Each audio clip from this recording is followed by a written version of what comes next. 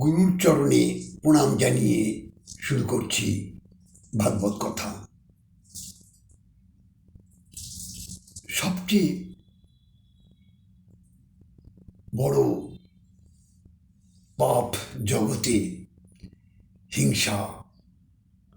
তাই আমরা এই হিংসাটা কি সদা সর্বদা ত্যাগ করবার চেষ্টা করব।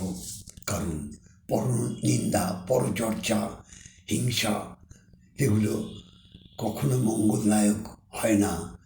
কারণ জগতে একমাত্র যারা কৃষ্ণ ভক্তির পথে এগিয়ে গেছেন, যারা কৃষ্ণ ভক্তি করছেন, তারা এই হিংসা ত্যাগ করে যদি আমার কৃষ্ণ নামের পথে এগিয়ে যেতে পারেন, কৃষ্ণ নামের রসে যদি নিজেকে ভাবসাগরে ডুবিয়ে দিতে পারেন, তো দেখবেন আপনার চেয়ে সুখী এই জগৎ সংসারে আর কেউ হবে না। তাই আমরা কখনো হিংসা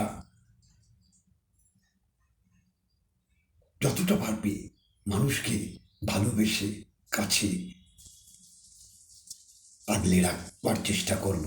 তাহলেই আমাদের এই হিংসার পথটা ত্যাগ হয়ে যাবে। আর সদা সর্বদা এই যে বৈশাখ মাস, সদা সর্বদা কৃষ্ণ নাম করুন।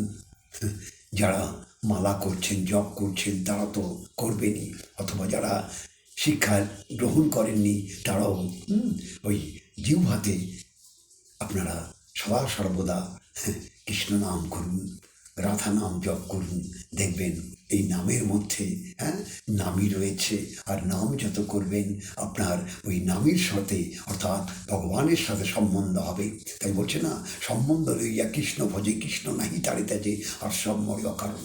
তাই আমরা ভগবানের সাথে সদা সর্বদা আমরা প্রেম পূর্বক, অর্থাৎ হৃদয়টা যদি প্রেমে পরিপূর্ণ হয়ে যায়, হৃদয় পরিপূর্ণ করে, হৃদয়ে প্রেমে পরিপূর্ণ করে আমার গোবিন্দচরণ আশ্রিত হতে হবে। আর আমরা সদা সর্বদা এই হরিনাম জিহ্বায় আমরা দিবানিশি যদি উচ্চারণ করতে পারি, তাহলে আমাদের সমস্ত দুঃখের অবসান হয়ে সুখের সন্ধান, অর্থাৎ যে পরমার্থ ধামকে পেলে আর এই মৃত্যুলোকে বারবার আসতে হয় না, আমার করতে হয় না। জয় রাধে, জয় নিতাই।